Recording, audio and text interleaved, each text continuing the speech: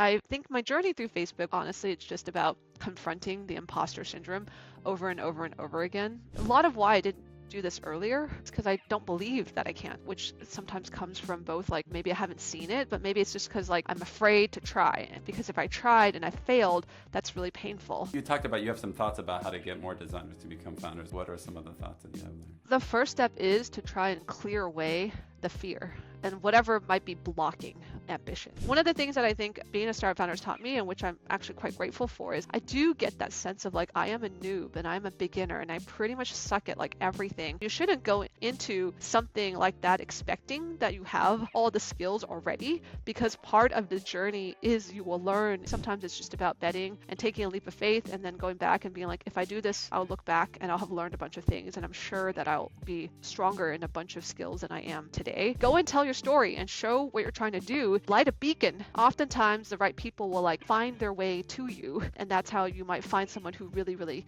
cares about the same thing that you do.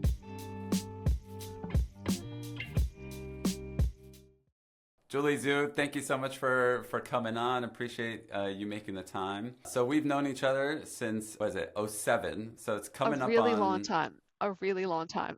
Yeah. Hard to believe. I still feel like we're kids. Don't we feel young? When I see 24-year-olds or 25-year-olds, I'm like, yeah, that's me. Like, I'm that Yeah. old. Like, Yeah. I really resonate with them still.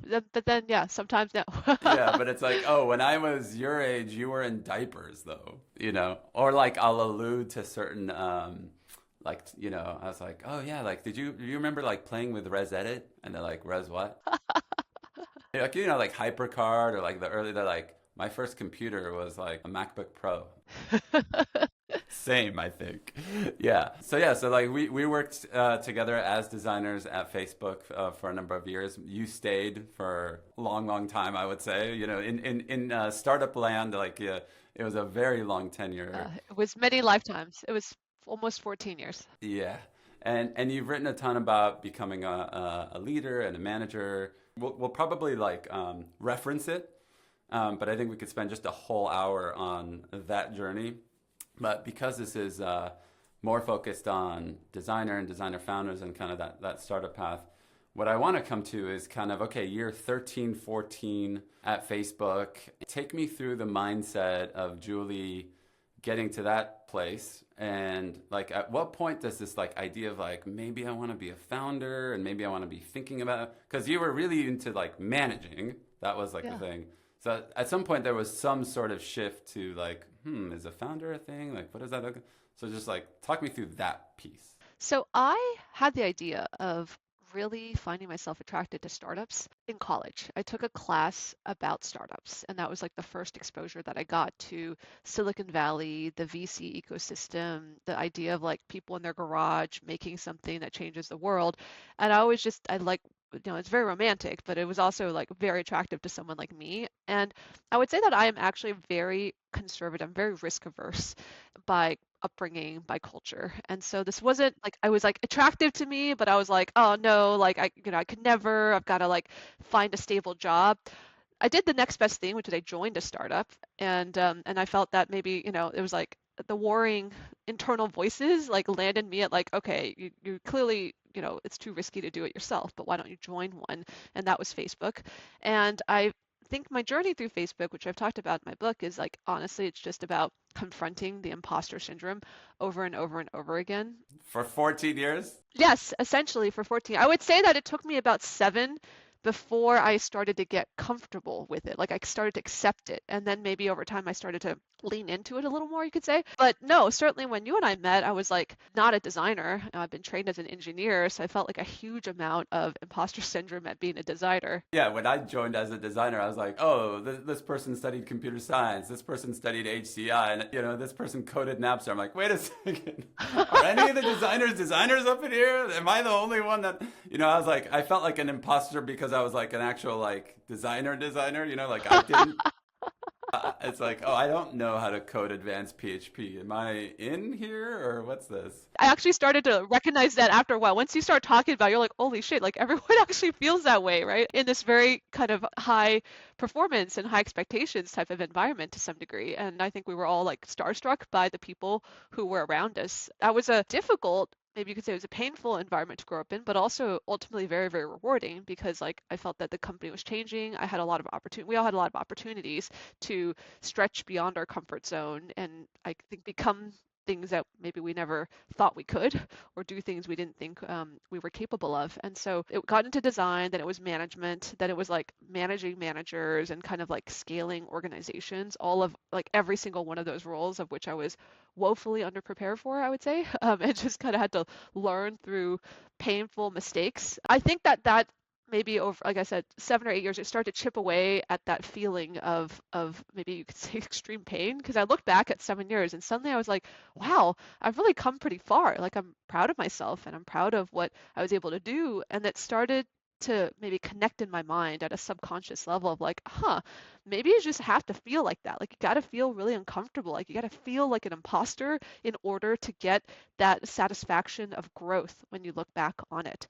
And then I think I more consciously was like, yes, like I think I want to do more of that. Like I want to keep maybe feeling some of that discomfort or that pain in order to be able to keep growing because the growth is so satisfying to me. I was able to do that for a while at Facebook. I think it was probably maybe around year 12. I got comfortable. Like I started to get more comfortable and I started to get into the grooves and the rhythms. And at that point, the job is not changing quite as much. I always tell people there's not that much difference between managing 200 people and managing 400 people. Like it's not doesn't feel as different as managing 8 and going to like 16. Like that's a much bigger difference in terms of the qualitative feel. So at that point I was like I really need to do something else. Like I need to change things more and I need to get back into that discomfort zone. I think the idea had always been like, oh, well, I don't know what that would that look like. Maybe it's a different role, right? Maybe it's not a design role. It's like I go and be a PM somewhere at a large company. Maybe it means it's a different company to get me in that discomfort zone. When I started feeling that, I was like, I want to design again.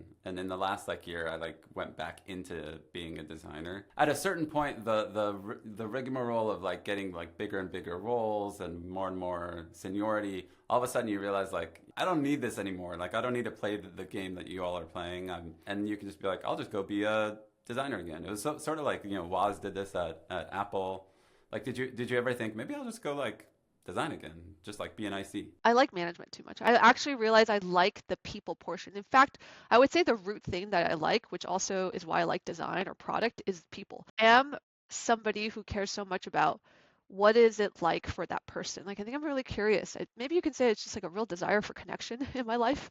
Interesting. I think about a lot of times like, okay, what might this person be feeling? What are they going through? And that is like a lot of the design job, which I love. I love the aspect of trying to put yourself in the other person's shoes. My dream was like, I'd love to read people's minds. I really would, because then I could truly understand them and deeply connect and empathize, and then I like build great products.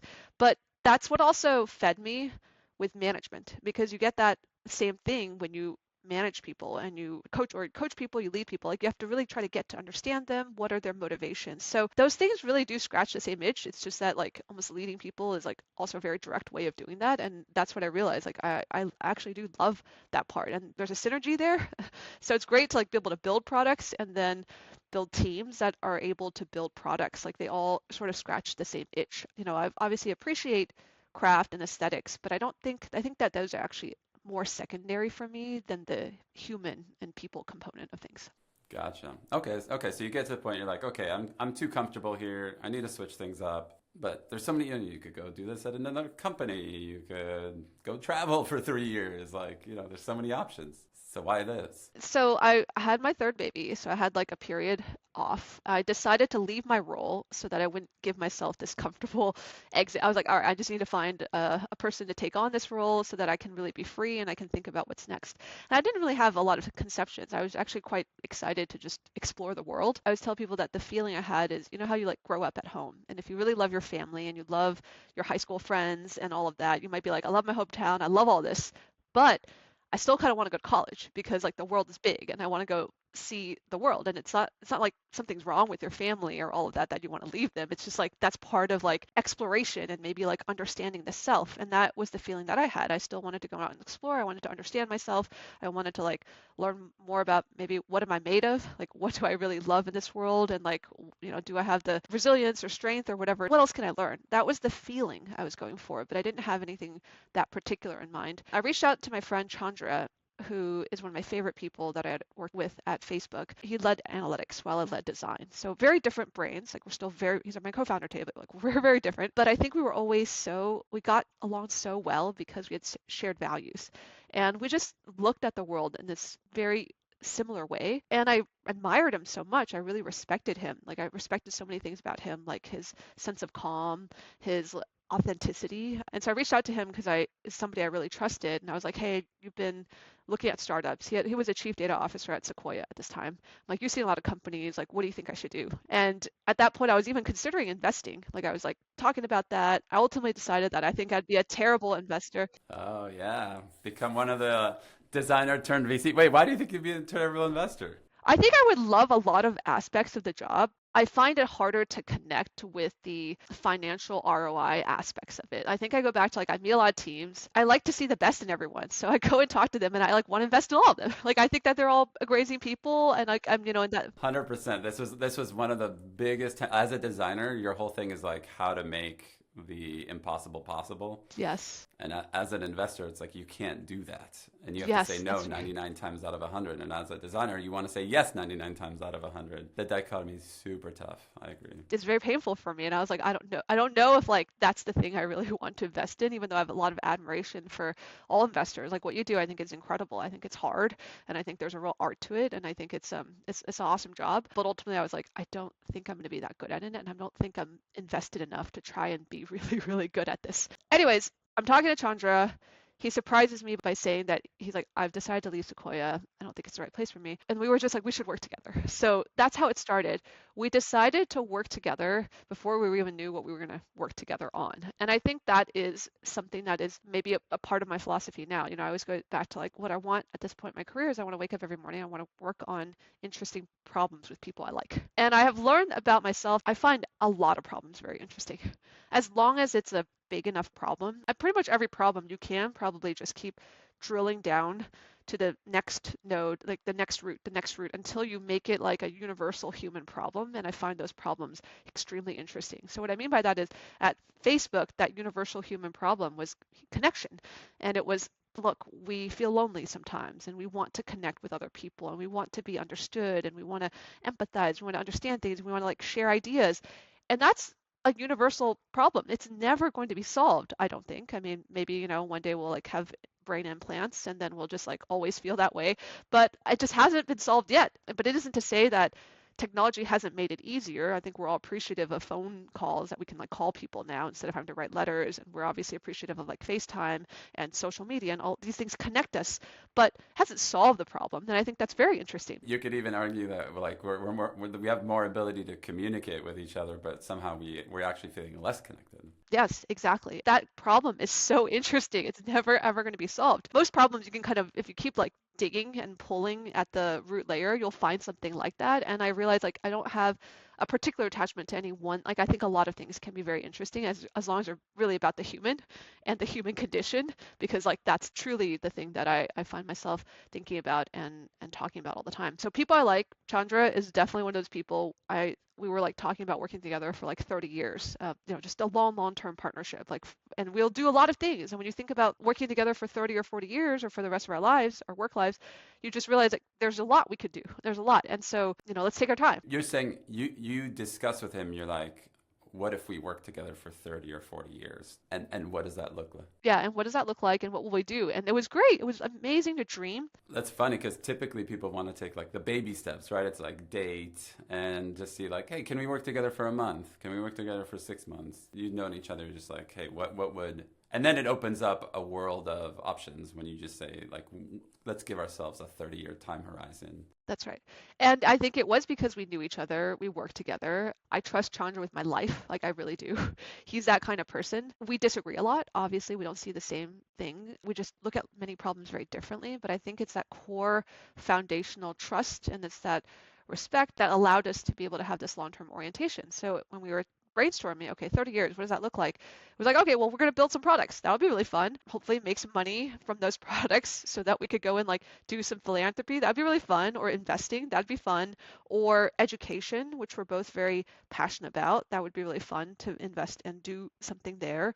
And also consulting or services, which is something that Chandra had more experience in given the time that he had at Sequoia, just working with a lot of portfolio companies. So that was what we talked about. And we're like, this is great. This is really fun. We don't know exactly what the next step is, but like it's a very expansive vision. And so let's go into it. And we didn't go into it like, we're going to start a company. Let's just come up with like a bunch of ideas. It was like, we're going to do all this at some point, but we're not in any rush. And if you don't know what you want to do right away, let's just go and consult with some companies. So we did that actually for the first year. We ended up working with some companies. We were helping them with their strategy, their product, and their design, which is like the area that, that between the two of us, we had some expertise in. We had actually this vision that we would go to a different company every day. Like we worked with 4 companies and we would kind of be like fractional at each one. And that would be really fun because every day we'd feel like we'd have 4 different homes. We signed our first company. The very next day, lockdown for COVID happens. No. So, anyways, we do some consult, we do consult and we do it remotely. But it was also throughout that year, we were like Chandra had this idea of like a lot of our companies are trying to figure out how they should invest in their product strategy, but really the way that we'd always learned that at Facebook is like you have to understand, there's that framework of like understand, identify, execute, right? And the first part is understand where we are, like what's going on in the world, what are users doing, what do they like, what do they not like, which a lot of times for us at Facebook it was like, okay, have the data, because to me data is just information. It's like give us that picture of reality. And a lot of these companies just did not have good data practices. They didn't have the metrics, they didn't have the observability, they didn't have, all of that. They didn't know how to look at the data. And so then we're like, all right, we got to like help these companies do that. And Chandra's idea was like, well, why don't we build some tools that can help automate that process for our companies? And we're like, okay, great, let's just hire some contractors. We're doing it remotely. So Chandra knew somebody in India, so we hired, and that person brought a couple of their like college friends. And so we had like a small group of people prototype ideas. And then we just got really into the building. Like it was really fun to do so. So after about 6 months, we're like, this is like so fun that we should just do this. And we're like, let's wind down consulting and let's actually invest. Let's hire these contractors in as our first full-time employees. And let's actually try to spend more time just making this real. So you are a builder. See, in my head, you are like in my head, you have the love for building the thing. I do, yeah. I always saw you as like, you can give her 2 weeks to just go off and build a thing and she'll be totally happy. I will be. I do love that. But for me, it's like writing is the same. Like writing is it's both connecting with myself and and connecting with other humans. But if you really go down to it, like everything we do is fairly human. Right. You're building not for yourself. You're building for a bunch of people. Yes. Yeah. Okay. So you started getting into the building of the thing. And at this point, it's still not a company per se, but it's starting to take the shape of a company. Yeah, so we probably started the idea and we prototyped and we iterated and we it was like an internal project for about 6 months because we were still mostly consulting. And then at the end of that year, we decided to incorporate and really go full time into building the product and working pretty much wholly on the product. And then there's still this decision tree, which again, we talked to a lot of people. I think a lot of people are like, I want to start a company and a venture-backed company, and they're already like in that mindset from like day -1. But for me, I'm like, you don't need to jump there. So it's like, okay, so you guys started a company, but even then, at what point are you like, well, we want this company to not just be a sustainable 30-person organization where the two of us have like a balanced life, but actually one where we're signing up to build a multi-billion-dollar, thousands of employees, fast growth. Like, at what point did you decide, like, we want to go on that path? Or how did you even make that decision? We decided pretty early on after we decided to incorporate where we were just going to raise some money from our friends. So it was mostly a friends and family angel round. Your friends have a lot of money, Julie.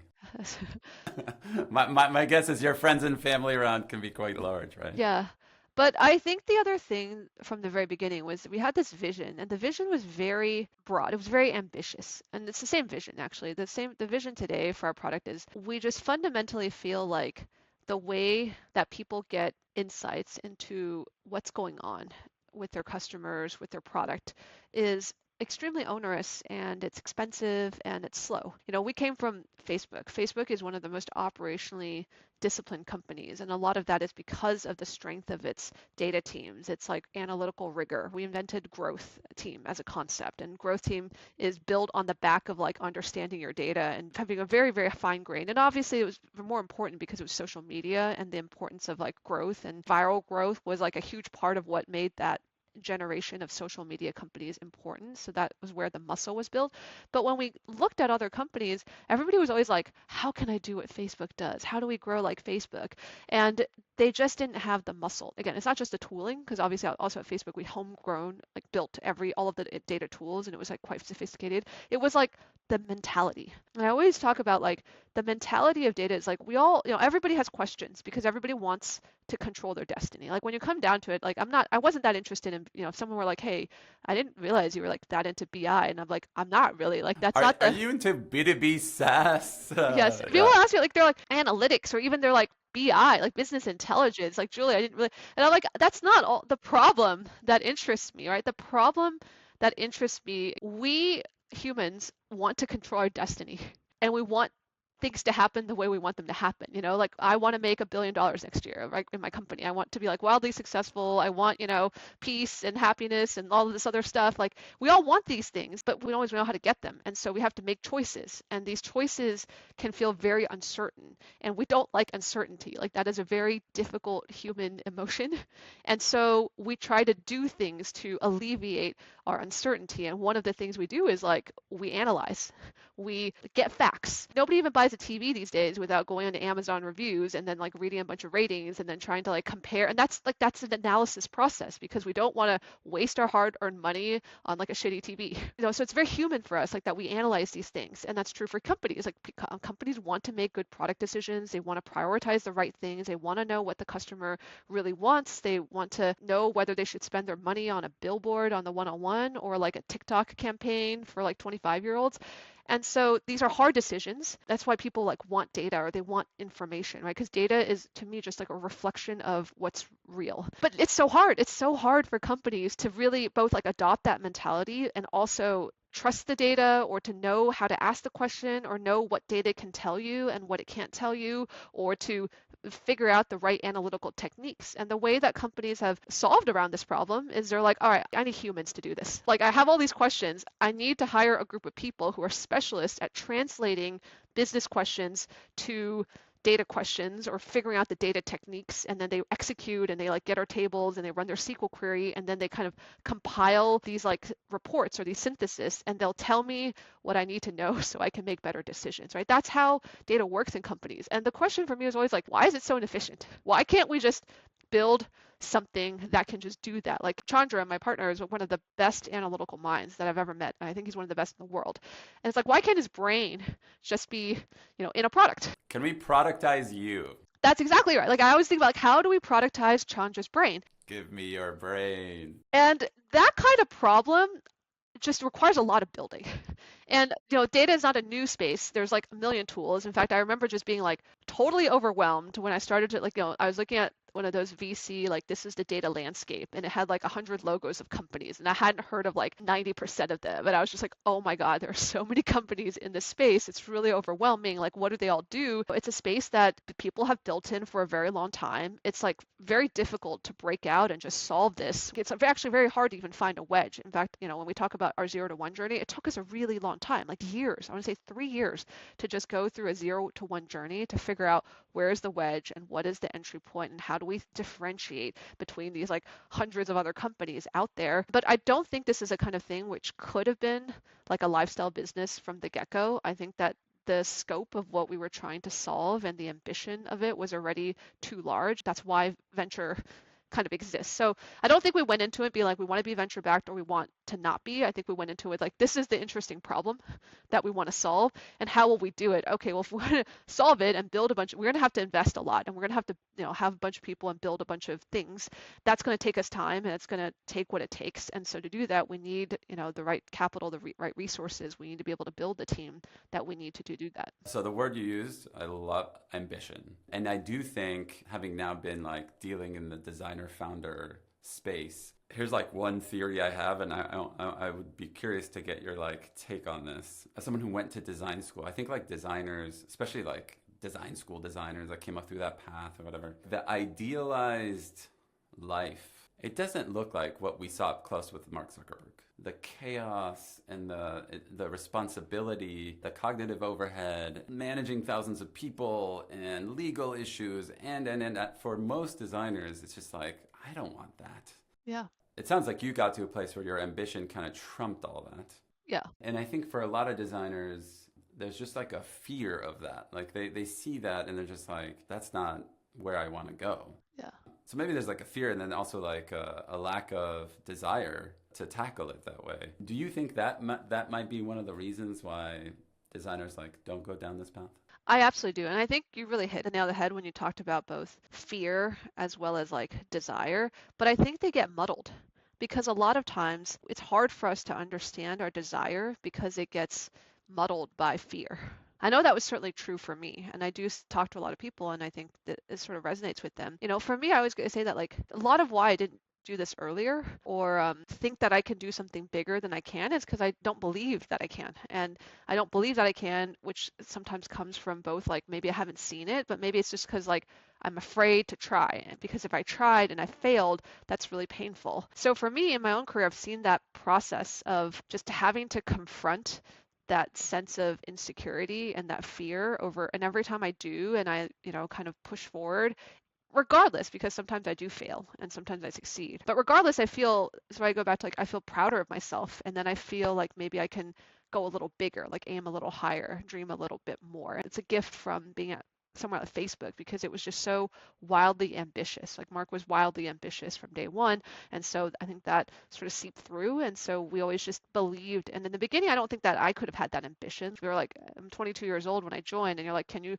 connect a billion? I'll be like, no. But say we borrowed that ambition from Mark to a certain extent. And over time, I started to see that like, oh, I really admire that. Like I really do admire the dreaming big. And sometimes if you believe that you can and you can remove the fear, then like maybe you can. It's always interesting because I have younger people sometimes talk to me and they're like, oh, when you guys were 22 or 23, or you must have known that you would be what you would become. I'm like, no freaking way. Like, I don't think we knew what we had in us until we went through it, right? And so it's like in the journey itself is in some ways the becoming. So when I interviewed and I was 27, and I think Mark was about 20, at that time, Facebook just looked like a collegey, like it didn't look like a big connecting the world kind of thing, you know? And in my interview with Mark, I remember one of the things I asked him, I told him like, what is your ambition with this thing? What do you want to do? And he's like, oh, we want to like connect everyone in the world. And I just like laughed and he's like, why is that funny? And I was like, well, half the world doesn't even have internet, man. Take away 3.5 billion people right there because you sound like a crazy person. And he just like straight face looked at me and he goes, well, we'll bring them internet.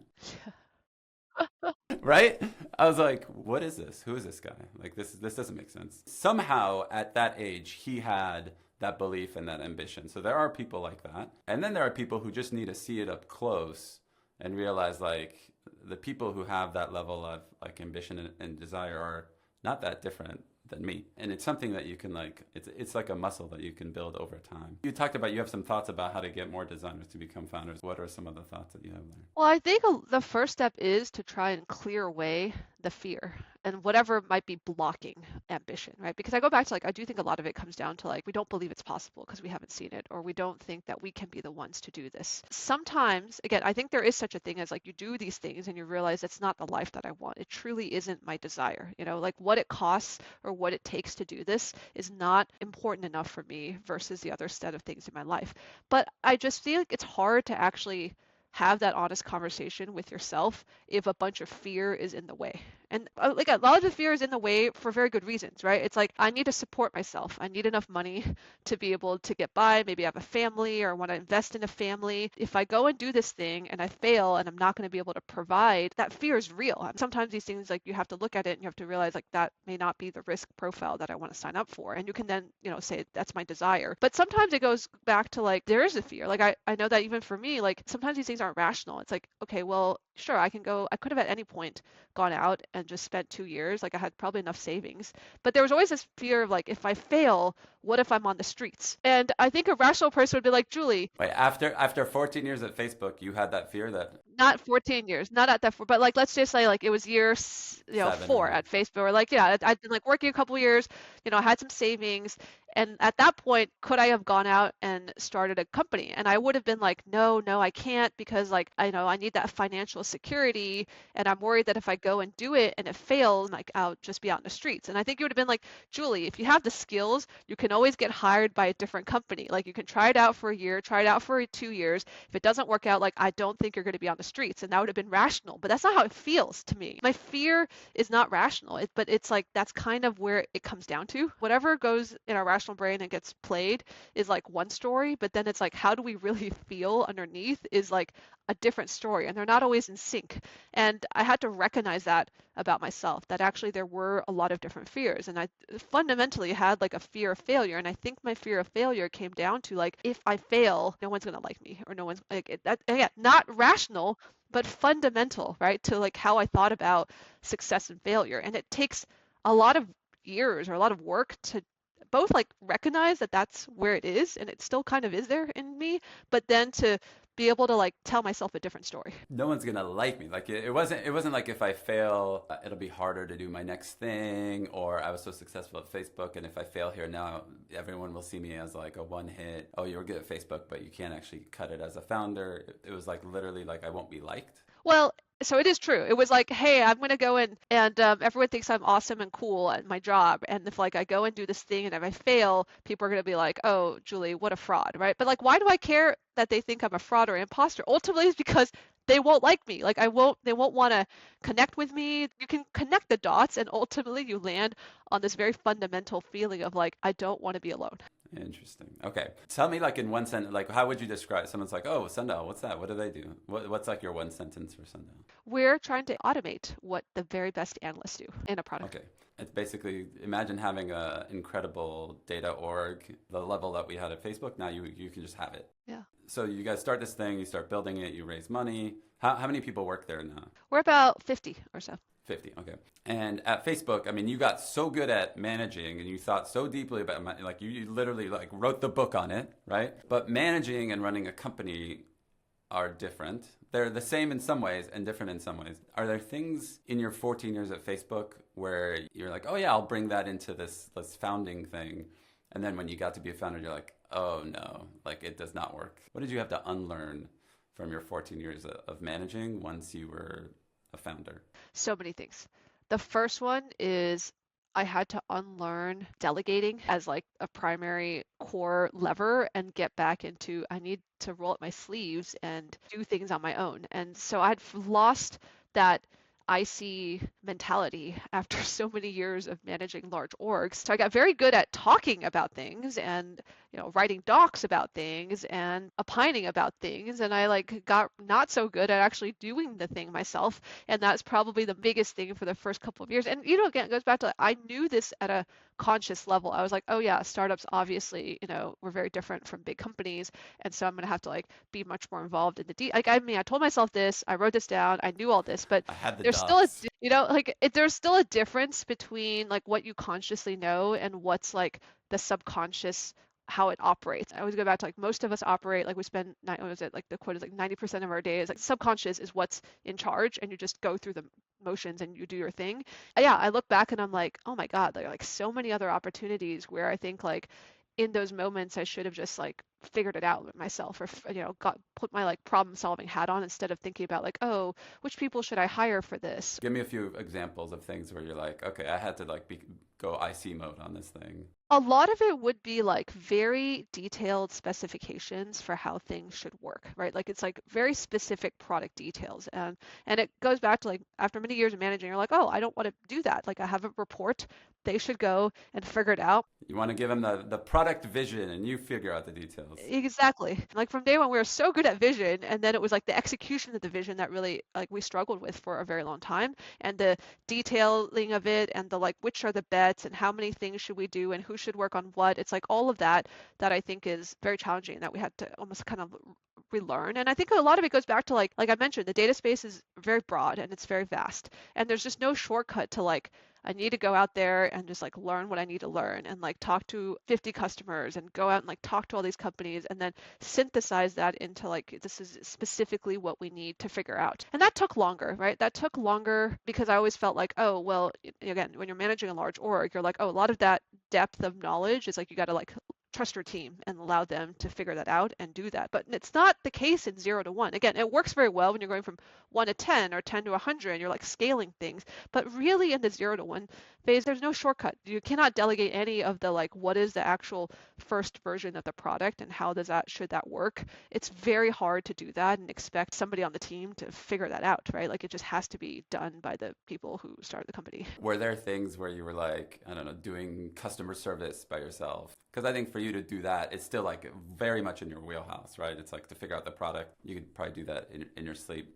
Were there things where you're like, what am I doing? Why am I doing customer support? Or why am I doing, like things like that? No, that was totally fine with me. Like we all have to do different roles and that I felt fine about. I have no problem with like the role boundary and the blurring. It was like the specificity of what I needed to do that I hadn't been used to for a very long time, right? So it's like the depth of detail. Even if you think about design, it's like I was doing sketches and other things, but like when you actually think about what has to happen in order for an engineer to build it, like someone has to redline it. Someone has to like detail out like, is this like the spacing here 5 pixels or 7 pixels? Again, it's like Did you go there? a little bit. I would say not fully. We did end up hiring a designer pretty early on, but I realized that like sometimes I had this like I don't know, like it was just so autopilot for me to be like, oh, let me like give this person more space, more room, and all of that. And I realized that I needed to actually like it was probably better to lean in. I was so worried about micromanaging after all these years. I'm like, no, but the first product is the thing that we're building. Like this must be micromanaged. I laugh because I remember Mark used to do that to us. Yes. I remember he'd sit down and he'd be like, hey, can you make that spacing like 5 pixels?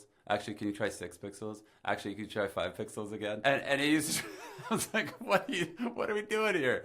And so we had that as an example. You have more experience and ability in that realm to be that way, but you were more like, oh no, that for that I need to delegate. The other stuff I'm comfortable taking on myself. Yeah. The more usual story is like you have really good people who are like ICs and operators and they start a company and then what they struggle with is like scaling and management and all of that. The scaling management is like it comes easy, it comes more natural to me. It's like really, it was like the opposite, right? But we always go into it with the biases that we have and that took us a while to figure out. I mean, the other thing I want to actually say though is that I was working in a very different space because before Facebook was consumer, it was a consumer product. And so I had learned all these ways of like developing consumer products, like you trust your instincts, you like try to be the, you're the user in a lot of ways because, you're building for ourselves and our friends and as well as the broader world. But it was very different going into B2B. Like right now we build a product and we sell to companies.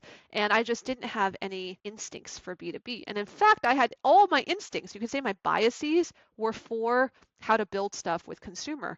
I'll give an example. One of the things that I'd always learned and that I think I fundamentally deeply believed just through my experience was like the product should speak for itself. That's like a very important one if you're a designer and you're working on large scale software. And it took me a really long time to internalize this idea of like when you have to sell to people, you have to tell a story.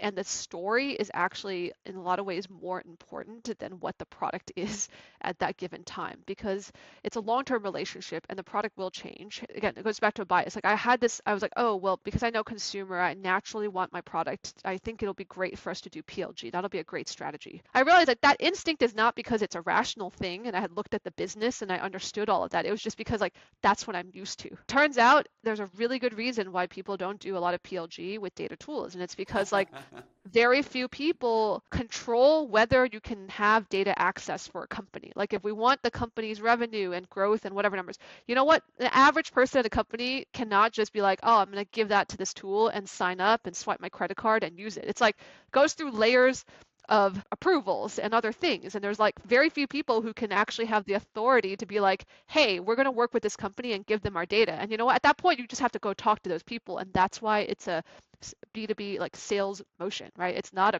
usually a PLG motion. And that's the rational reason. But I had to unlearn, this instinct, which felt very intuitive. It felt like very instinctive to me, but like my instinct was wrong. It was just because of what I was used to. Yeah, that makes sense. if there's someone out there who's thinking about, hey, I want to start a company, but I don't know like if I have the skills, I don't know if I have the partner, how would you tell them to start? Let's say there is a designer who has a job at a good company and they're like, do I leave my job? Can I do like how would you advise someone who's interested in becoming a founder but is not quite sure like what are the first steps to take? I would first ask them, what is the blocker? Like, what is the thing that prevents them? Like, when they have a narrative in their head of like, I kind of want to, but then I kind of don't. What's the I kind of don't, right? Is it go?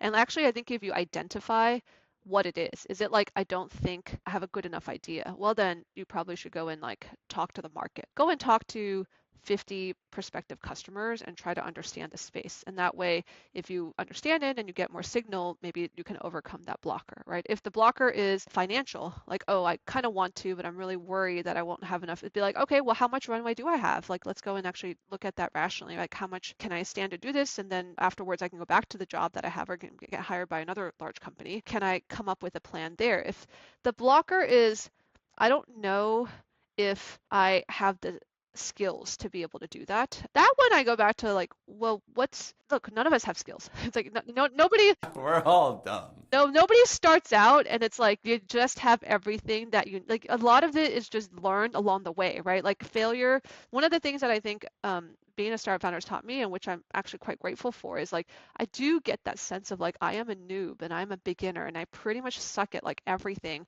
all the time, for a very, very long time. Like I was talking about like sales. I could do sales. I suck at sales. I know that. That's just a reality. Like, and I will one day get better at it, but it only will come because I've done it like 100 times, 200 times, and then I'll probably get better at it, right? And same with anything. Yeah, you shouldn't go into something like that expecting that you have all the skills already, because part of the journey is you will learn and you will do. And so I think sometimes it's just about betting and taking a leap of faith and then going back and being like, if I do this, I'll look back and I'll have learned a bunch of things and I'm sure that I'll be stronger in a bunch of skills than I am today. So the skills that I would, there's like a pep talk and a way to not over analyze what it is. If it is like, I don't know how to find a founder or a partner, I go back to like, well, let's figure out what is the idea. Let's see if we can like, and nowadays with tools, it's much easier to prototype. It's much easier to kind of make something go from like it's something in your head to like, it's something that you can kind of feel or play with.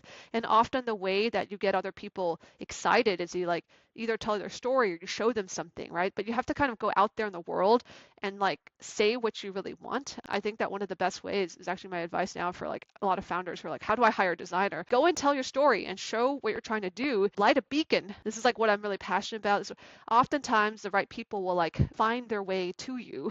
And that's how you might find someone who really, really cares about the same thing that you do. But it requires you doing something a little bit vulnerable, which is like going out there with like, I really care about this. I really want to do this, or these are my values, or this is like the kind of prototype, or there's like, some story about the vision that I want for the future, and then see what happens. These are all smaller steps, but I think it starts from first like trying to understand, why does this matter to you? Why do you want to do this in the first place? But also, why might you not? And then decomposing it and then seeing if there's like a way to take a small baby steps towards each of the things that you find that's a barrier. I love the start making things. Make a prototype, make a deck, make a memo, just like make an artifact that someone can react to.